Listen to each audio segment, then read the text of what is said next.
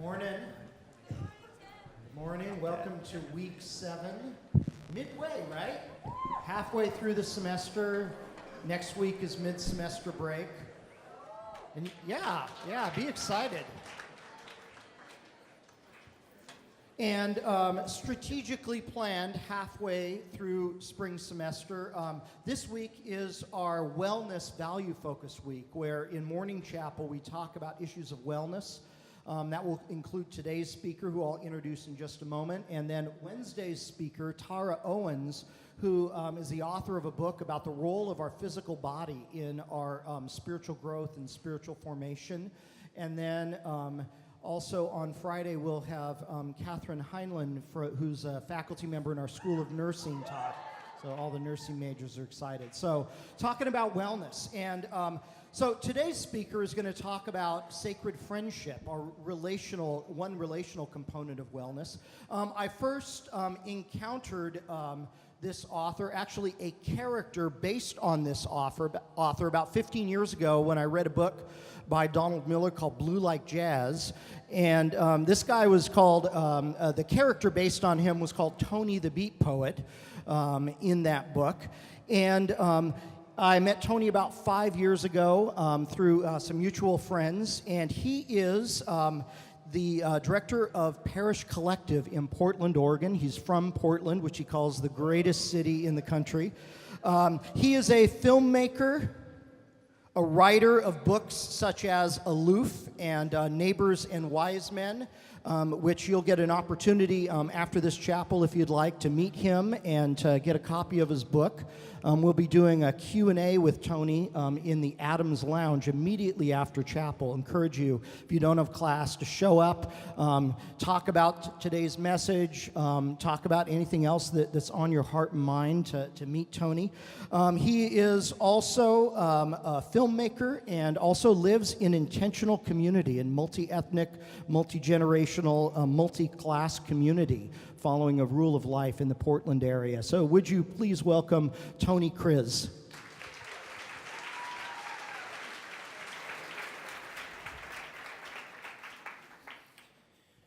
All right. So I'm here for the day. I'm going to be hanging out. I'm here to be with you. And one thing about me is I am unflappable. So if there's something you want to chat about, you don't have to pull punches with me. What do you think? What do you want to talk about? So back in Portland, I live in North Portland. My family, I have 3 young boys, and my wife, we live in a multi-racial, multi-class household, communal household. We got people who are living off the streets that we share a roof with, people from distinctly different ethnic backgrounds than us. We're trying to figure out how to live life. Tim asked me to talk about sacred friendship. There is neither Jew nor Greek. There is neither slave nor free man. There is neither male or female. Sacred friendship breaks down these artificial categories that divide us and bypasses the great caverns, the great canyons that separate us from one another based on gender and culture and economics. Sacred friendship is found when Jesus dares to invite a tax collector for Rome named Matthew and Simon the Zealot, who was an insurrectionist, to be part of his inner circle and to live life together from that day forward. Sacred friendship is found when Jesus looks at a Roman centurion and marvels at the faith of a centurion of pagan Rome. Sacred friendship is found when Jesus allows a woman of questionable background to anoint his head with oil in preparation for his death and burial. Sacred friendship is found when Jesus allows a criminal to baptize him and to bless him.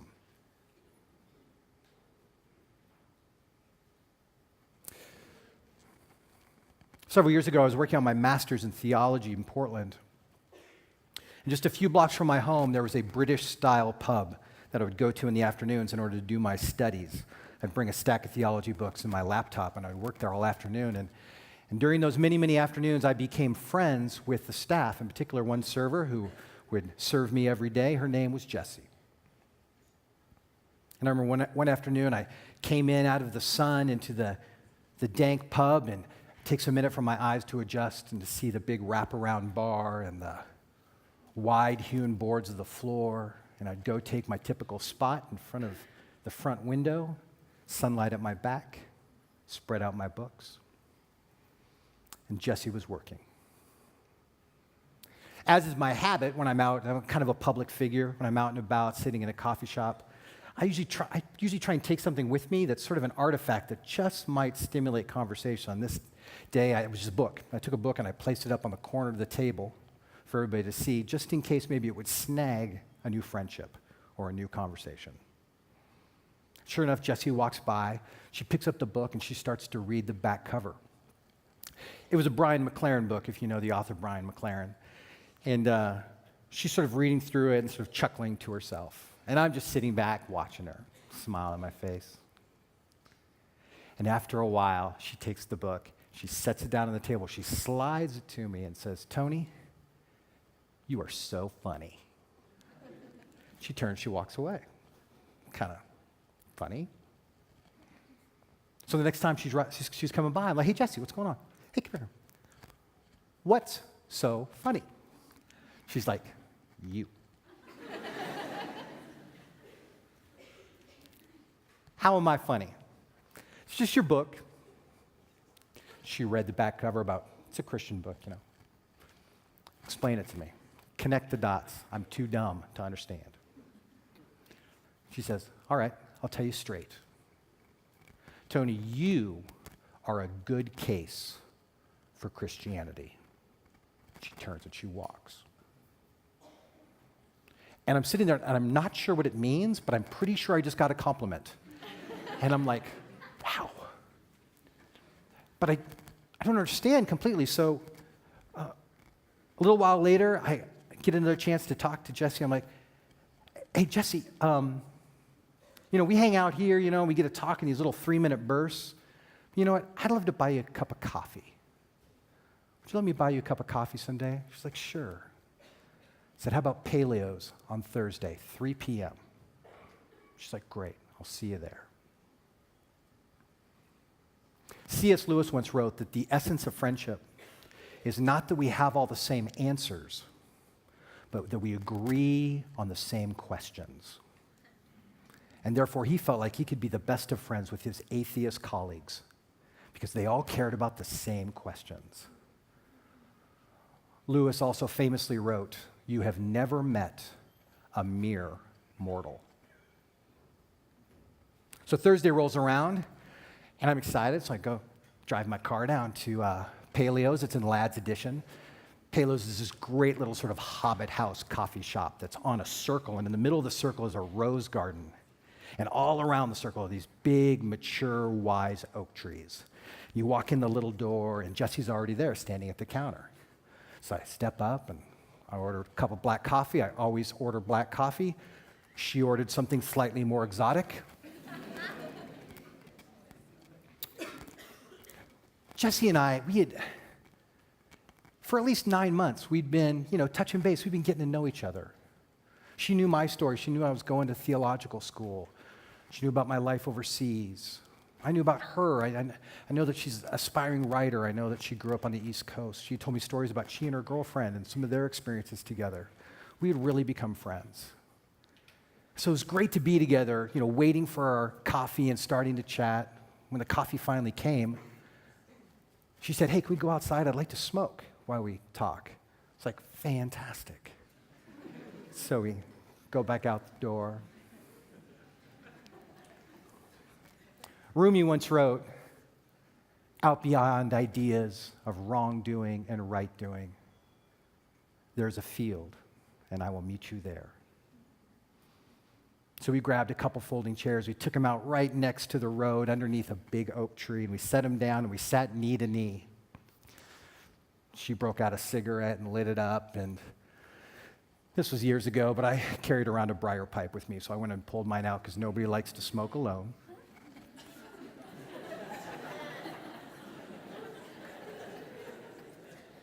And we got to chatting, and I'm trying to think what's the best way to connect with my friend. And so I said, hey, Jesse, how's the book coming? You know, we haven't talked about your book in a while.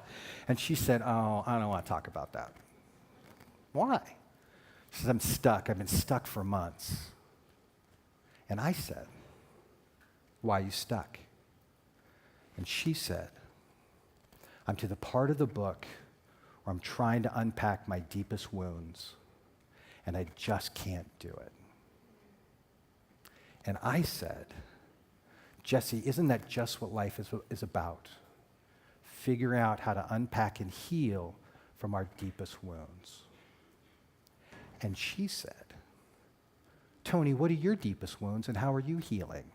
And I was like, crud. I was trying to sound smart and philosophical, and she called me on it. So I said to her, okay, I'll tell you a story. And I know that Jesse and I don't share the same religious background, the same spiritual background. I said, Jesse, my deepest pain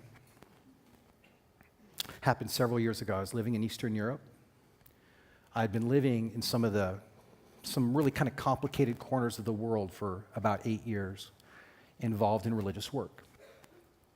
I'd lived in places where I had to avoid secret police. I've had to sneak across borders. I've had to bail my friends out of jail. It was a tough life. It was a hard life. And I loved it. I thrived on it for a lot of years. But after 8 years, my soul was not mature enough to handle the tension, the expectation of what I was doing, and my soul broke down. Psychologists call it depression. But what it was for me, what it felt like was my soul died. And it died in such a way that when I was 28 years old, I became the worst version of myself.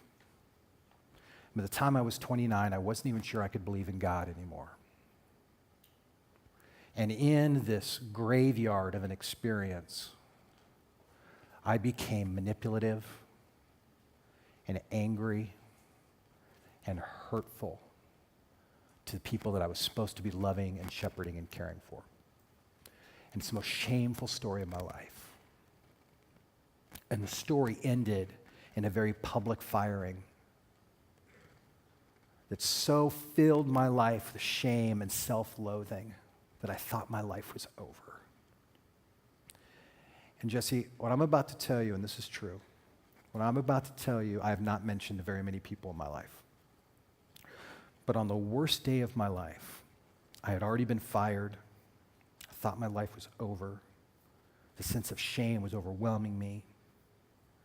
I have this moment, and I'm not going to tell you all the details, but I have a moment when I was sitting alone in my room, and I know this sounds crazy, but I felt Jesus walk in the room and sit down next to me, so much so I could feel the springs of my bed give.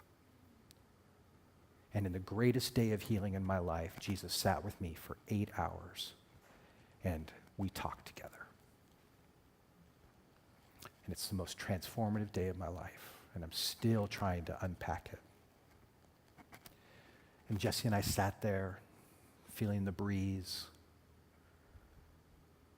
and she was silent. And then sort of unexpectedly she said, hey, Tony, I want you to know that I respect you. And I respect the fact that religion brings that to you, but you need to understand as my friend that I don't need religion. In fact, this tree, and she motioned up into the branches, this tree can teach me more about God than any religion ever could. And I looked at her with a wry smile on my face, and I said, you know, that's interesting, Jesse, because I think Jesus would agree with you. She's like, what? And I said, I'm just saying, I think Jesus would agree with you. It's like, all right, you're going to have to explain that to me. I said, okay, well, there's this guy who lived 2,000 years ago, is by far, it's categorical. He's the most influential interpreter of the life and teachings of Jesus of anybody in human history. His name was Paul. And he once wrote these words: for God's invisible attributes, eternal power and divine nature can be understood through that which has been made, like an oak tree.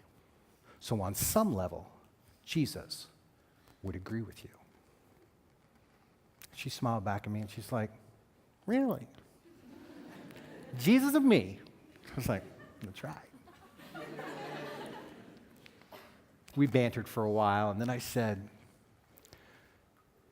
Jesse, the real reason, or one of the reasons I wanted to spend this time together is because you said that thing to me the other day, and it just, it kind of knocked me off my feet a little bit, that whole comment about a good case for Christianity, and I wanted to ask you for the gift of explaining what you mean. And she said, it's not that big a deal. I said, no, please. She said, all right. You're a good guy. You've always been kind to me. That's all it means. And then she broke eye contact and just kind of looked down at the dirt. And I said, Jesse, what are your impressions through your life of Christianity? I don't want to go there. Please. You see, when you're in a conversation with somebody, really about anything, it could be something as simple as, how are you today? They say, communication scientists say, that the first thing somebody says is not their real answer. In fact, if you want to get to what they really think about something, you have to what they call reload a question up to 5 times before they'll actually respond and give you their true heart, their true feelings. Up until then, we're just playing the game. The projected self, the protected self game. So I asked her again, I said, Jesse, it would really mean a lot to me if you just share some of your thoughts about my religion, Christianity. She's like, oh. And so I went. She's like,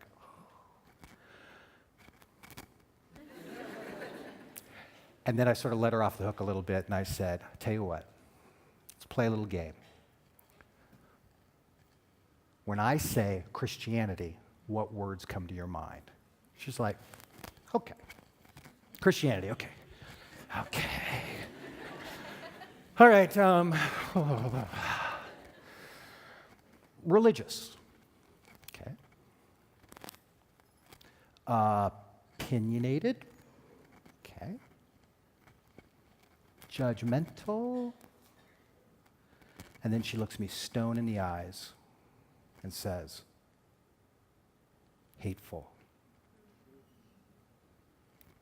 And I went, oh. Jesse, when I say Christianity is hateful to you, what's the first story that jumps into your mind? And she said, do I have to? And I said, nope. But I sure would love it if you did. She's like, okay. The first story that popped into my mind is this one. It was last spring. Remember what a great spring it was? Last spring in Portland, the sun was shining. My girlfriend and I, we went downtown just to enjoy the day, and downtown was great. It was alive with activity. We're walking down the street, we're holding hands, taking in the sun. And while we're walking, there's the din of all the cars going by and all the sound of the city, and we're just sort of lost in the moment. But over the din, there's this voice. There's this voice, and at first, we didn't even really identify it, but there was clearly this voice, and then suddenly, like an epiphany, we just sort of knew the voice was being directed at us. So we turned to the street, and there on the other side, on the other curb, there was a man. He looked like a construction worker, and he was screaming at us. What did he say? I'll never forget it. You dykes, you damn dykes, Jesus is going to send you to hell.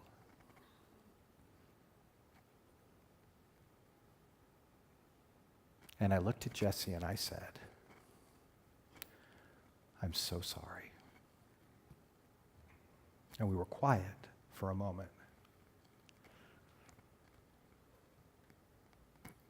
And then I said, Jesse, I need to ask a favor of you.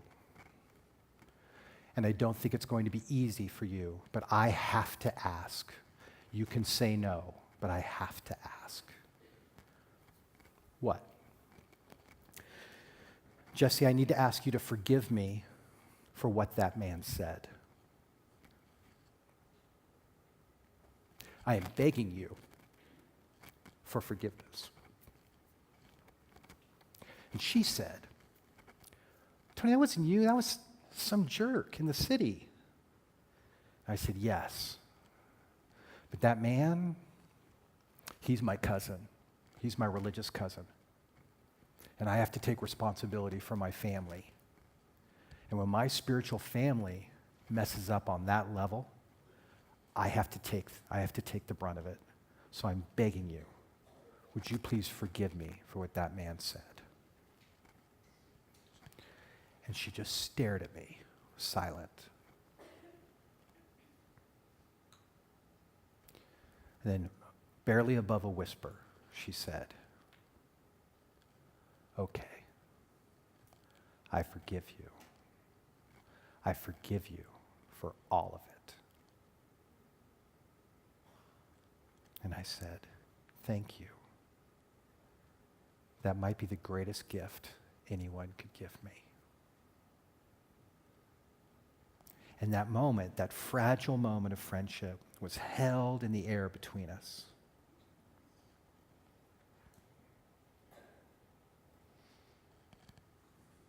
And then Jessie looks at me and she says, all right, let's do this. All right, let's do what? She says, tell me what you believe. What? Tell me what you believe. I'm like, what, you want the 2-minute version? You want the 4-minute version? She's like, no. I want the 20-minute version. I want the 40-minute version. You take as long as you want to explain to me what you believe.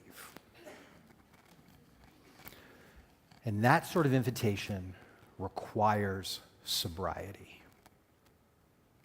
And so I'm not going to go into my file in the back of my head of my Sunday school classes or my rote things I learned in my seminary. She was asking me what I believe now, in this moment. Not the dead beliefs from when I was 5 years old or 12 years old, but now. What does my faith mean now to me? And I actually went inside my mind and I found the things that were most important to me right in that moment, sitting under that oak tree on that day. And I said to her, I've been studying this 16th century piece of religious art. It's this beautiful depiction. It's a representation of the life of God sitting around a table. One scholar calls it the dance of love. And the love amongst God, who is a communal being, was so great, it says, that the love overflowed. And when it overflowed, that's what made creation. That's what made Jupiter and Andromeda and humpback whales and hummingbirds and you. But like any relationship, for the relationship to be true, there must be the ability to hurt one another. And this loving communal God bestowed on humanity the ability to hurt God back. And the story of reality is the pursuit of this communal God chasing the beloved and wooing, overcoming the wounds. And I went on, and I walked through the Old Testament and the New Testament and up through church history and right up to the moment where we were sitting together knee to knee in Ladd's Edition in front of the Hobbit coffee shop. So I grew up going to church, and And all the time growing up, I was taught this phrase, and I knew this phrase was important. The phrase was, it's very important that we share our faith. I always knew that was important.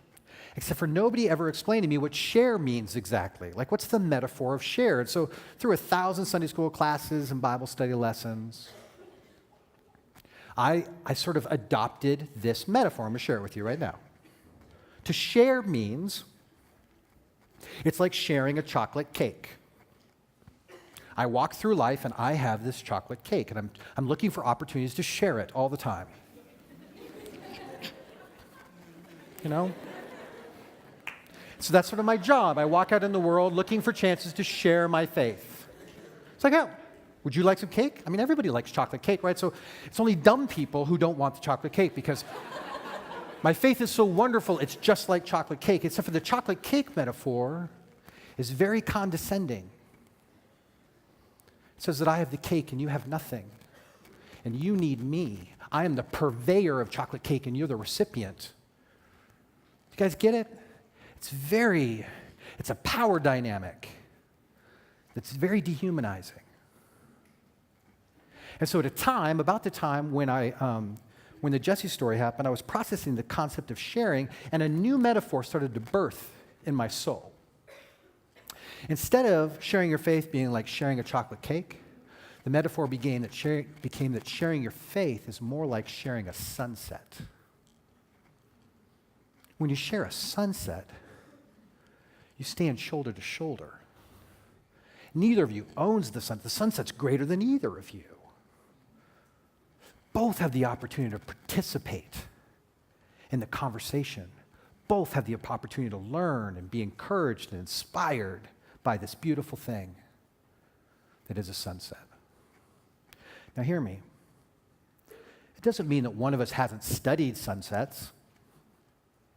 You know, I might know more about photophysics and atmospheric density and the relationship of celestial bodies one to another, so I can share information about the sunset. It doesn't mean the other person can't go, I love orange. Who came up with orange? I mean, wow. I was like, I hadn't thought about it. That orange is amazing, you know? It's shared. It's non-hierarchical. And if you heard the story, you missed the story if you didn't hear all the ways that Jesse ministered to me in that story. How she took on priestly duties to offer me forgiveness, where she showed compassion on my story, where she even spoke that the concepts of God are valuable and significant.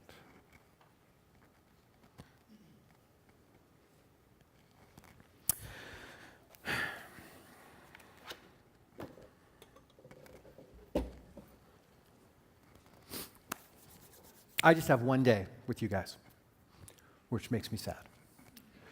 But I would like to give you a gift. I would like to give you a blessing.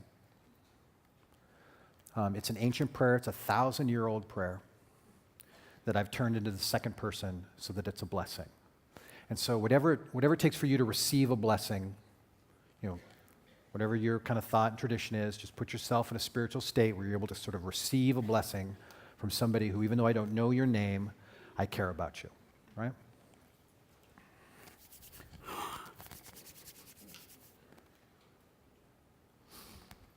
Christ, as a light, illumine and guide you. Christ, as a shield, overshadow you. Christ under you. Christ over you. Christ beside you, on your left and on your right. This day may he be within and without you, holy and meek, yet all-powerful. May he be in the heart to each to whom you speak. May he be in the mouth of each who speaks unto you. This day, may he be within and without you, holy and meek, yet all-powerful. Christ is your light. Christ is your shield. Christ beside you on your left and on your right. The Lord bless you and keep you. I guess you're dismissed. Thank you.